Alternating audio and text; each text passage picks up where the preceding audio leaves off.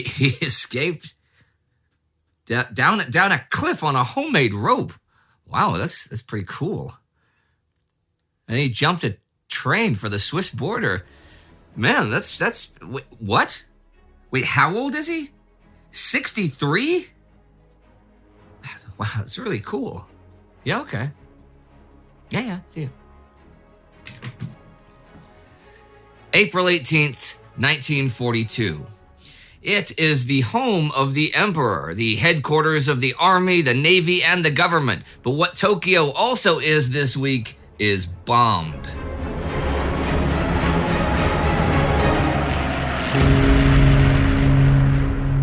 I'm Indy Neidell. This is World War II.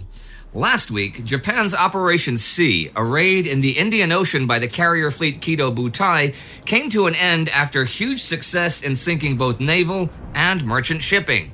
On the Philippines, Bataan finally surrenders to the Japanese, and the Bataan Death March begins, and Adolf Hitler issues his plans for the summer offensive against the Soviet Union. So it was kind of a game-changing week.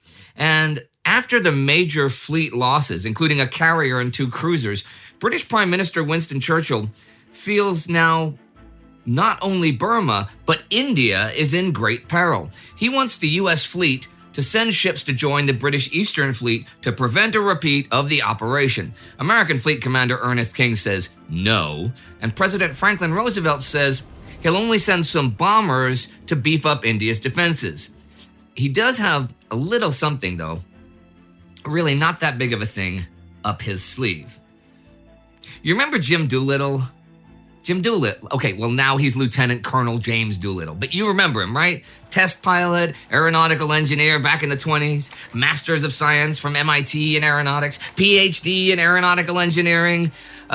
He won the Schneider Cup and the Mackay Trophy. You remember him? Come on. First daredevil pilot to ever perform an outside loop. Super famous. First pilot to take off, fly, and land using only instruments without a view from the cockpit. Set the world speed record for land planes back in 1932. Boom, that guy. Well, he's in the news again. Sort of. What I mean is, he does something this week that's pretty cool, but it won't be released to the press for a few weeks, so he's not actually in the news. Here's the story. Ever since Pearl Harbor, Roosevelt has been bugging his war planners to find a way to somehow bomb Tokyo, Hit them by surprise the way the Americans were. You could send planes on a one-way suicide mission from China, and there would be plenty of volunteers for that, but that wouldn't exactly be a PR coup. Well, 3 months ago, Admiral King's staff had the idea of sending land-based bombers, ones too big to land on an aircraft carrier, but that could maybe possibly take off from a carrier, from such a carrier that had got within range of Japan's coast to bomb Tokyo and then continue on and land in China. Henry Arnold, Army Air Force Commanding General, likes the idea, which calls for modified twin-engine B-25 bombers. So once everyone else likes the idea, air crews spend a solid month practicing the short-distance takeoffs from a carrier on runways painted with dummy flight decks. And the guy in charge of the mission is none other than James Doolittle. Now, the carrier Hornet, commissioned not even 6 months ago, left for the Pacific in early March. Before doing so, the crew was astounded one day when she went to sea with a couple of B-25s aboard, and they actually took off from the flight deck. Hornet reached Alameda, California, March 20th, and loaded 16 B-25s aboard the flight deck. On April 2nd, they departed, planes lashed to the deck and carrying extra fuel tanks. Now on the 13th, Hornet joins the carrier Enterprise and its task force north of Midway, forming Task Force Mike.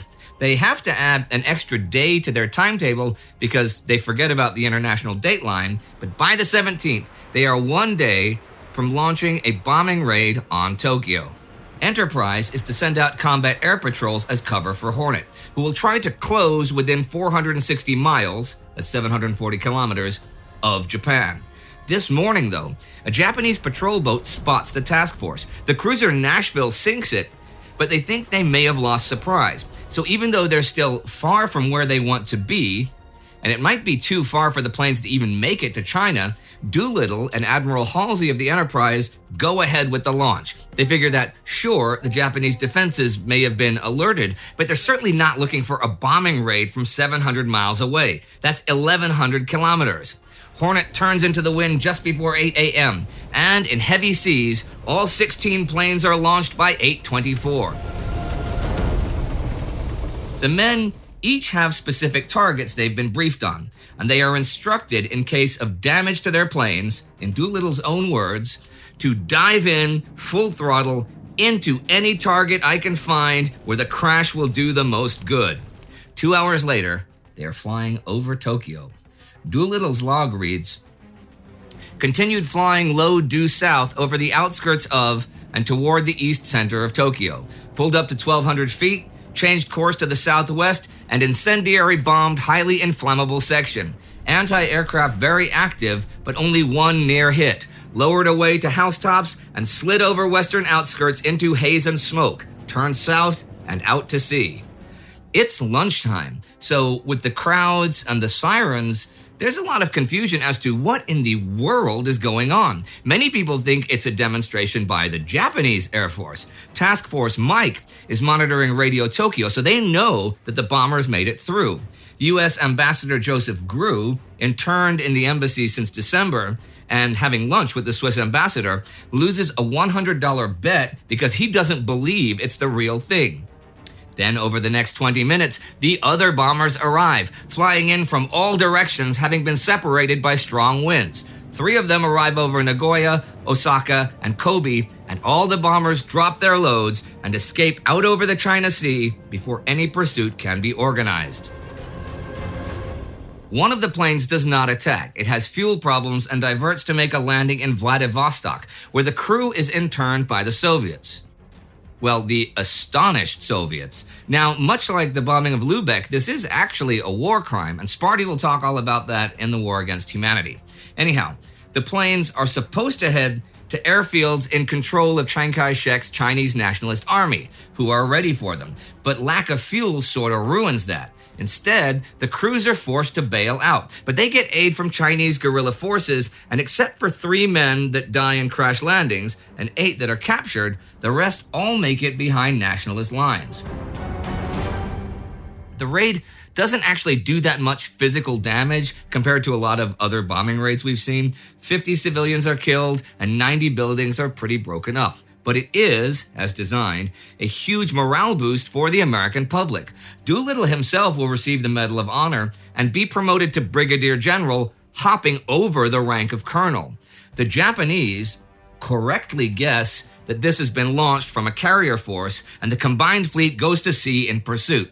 Combined Fleet Commander Isoroku Yamamoto is absolutely mortified that his proud fleet failed to prevent this from happening.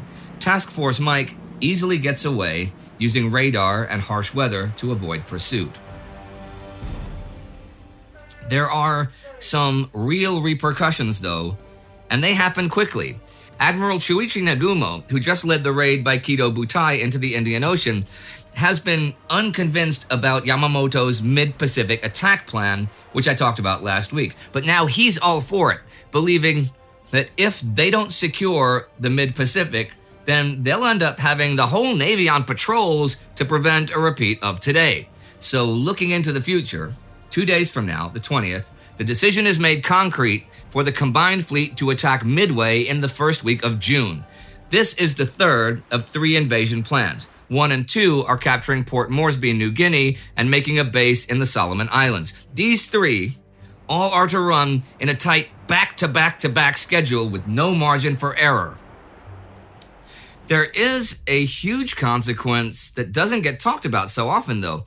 Tokyo sends orders to the China Expeditionary Army, that's who's doing the fighting against China, to find the American airmen if they can, and to launch punishment strikes against China's Zhejiang and Jiangxi provinces. This is to prevent them from ever being used again for an attack versus Japan. 100,000 Japanese soldiers will go on a rampage there over the next few months, killing as many as 250,000 people and laying waste to the land.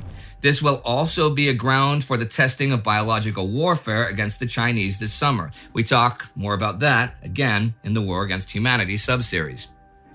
One other repercussion is summed up by John Costello.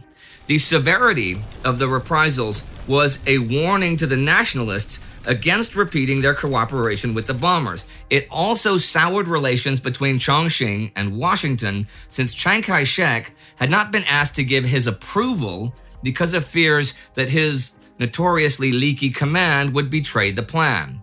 His cable to American Army Chief of Staff George Marshall says that the Japanese have overrun the eastern Chinese airfields and have been slaughtering every man, woman, and child in these areas. Let me repeat, every man, woman, and child. He was under the impression that Doolittle's planes are reinforcements for the AVG, the Flying Tigers, who are under his command. He's not super thrilled when he finds out there are no more such planes available for him. Yet another repercussion is impelling Japanese General Iida in Burma to pick up the pace and sever for good the Burma Road, the only route left for the Chinese to receive Lend-Lease supplies. By today, the Japanese are within 350 kilometers of Lashio, its terminus. Iida's been making good time the past 3 weeks, pushing the British up the Irrawaddy and the Chinese up the Sitang. The retreat has been extra hell for the troops that are on starvation rations with little water and temperatures up to 45 degrees Celsius on roads choked with refugees. General Harold Alexander, in overall Burma Command, has an overarching scheme for William Slim's Burma Corps to meet up with Joe Stilwell's Chinese divisions and block the road towards Mandalay and the oil fields. But the 60-something kilometer front that they make, it just cannot be defended. By the 14th, Slim realizes that he must retreat north of the oil fields, and he gives orders to begin destroying oil installations and infrastructure. By the 16th, the Japanese have flanked them and cut off further retreat. They fight desperately to break out until the end of the week, dying of heat stroke and hoping for assistance from the Chinese 38th Division, which has not appeared as the week ends. One thing Chiang Kai-shek would like, as much of India would also like, is Indian independence. He went there in February and met with both British and Indian leaders, including Gandhi. Independence is a hotter and hotter issue, and Churchill sent Stafford Cripps to India with a proposal from the War Cabinet that promised post-war self-government, possibly with partition to accommodate, say, Muslims, but that insists on British rule during the war. There are counter-proposals. London accepts one for an Indian defense minister, but not that the viceroy must abide by the Indian Council and treat it as a cabinet. So things aren't going anywhere. FDR now gets involved. I read in Tower of Skulls that on the 11th he writes to Churchill that everyone is blaming the British for not allowing the Indians self-government, notwithstanding the willingness of the Indians to entrust technical, military, and naval defense control to competent British authorities, which, as Richard Frank points out, completely ignores that India wants to decide for itself if there is to be any defense in the first place. Apparently, when Churchill gets this, it provokes 2 hours of invective speech, and he calls it rank cant for a nation which itself had colonized the North American continent and which still practices racial segregation to harangue others about the treatment of native peoples. More on India's position in the near future. A few words now about a couple of Soviet positions. As the spring arrives and the winter thaws the land into mud, the fighting is slowing down, but it isn't stopped yet. Ivan Boldin's 50th Army attacks the Germans the 14th and takes the Zaitsevo Heights near Milyatino. Pavel Belov wants to attack with the 1st Guards Cavalry, still behind the German lines after months, to link up with him and hit them from both sides, but Georgy Zhukov says no. The smaller force he does attack with gets to within 1 kilometer of Boldin, but they cannot link up. Mikhail Yefremov's 33rd Army has also been cut off and operates in the rear, and it makes a desperate push to reach the 43rd Army the 18th, only a kilometer away. But not only can they not reach them, when they come under heavy German fire, Yefremov, badly wounded and unwilling to be captured, says, "Boys, this is the end for me, but you go on fighting," and shoots himself in the head, ending his life. And here are some notes to end the week. On the 14th, the destroyer USS Roper sinks German submarine U-85. This is the first submarine killed by an American ship of the war. On the 17th, French General Henri Giraud escapes from Castle Königstein. The operation involves lowering himself down the cliffside fortress with 50 meters of rope he made with odds and ends smuggled into him. He reaches Switzerland and safety next week on the 21st. You can get more detail on that on our Instagram day-by-day coverage of the war. And that brings me to the end of this week. A week where a minor operation in scope produces major consequences for Japanese planning, Chinese civilians, and American morale. I wonder what's going through Yamamoto's mind. I mean, he must have thought something like this was possible. After all, he sent an entire fleet of aircraft carriers to raid Hawaii in secrecy, so why shouldn't the Americans be able to do something similar in reverse? But his whole plan was that the Pearl Harbor attack should give the Japanese 6 months with which to secure their new empire before they'd really have to deal with the US. That's what he told everyone, and they believed him. But it's only been 4 months, and the US just bombed Tokyo. And, they can kill all the Chinese on Earth in retaliation, but it still doesn't change the fact that Japan is a lot more vulnerable than he or anyone else has thought.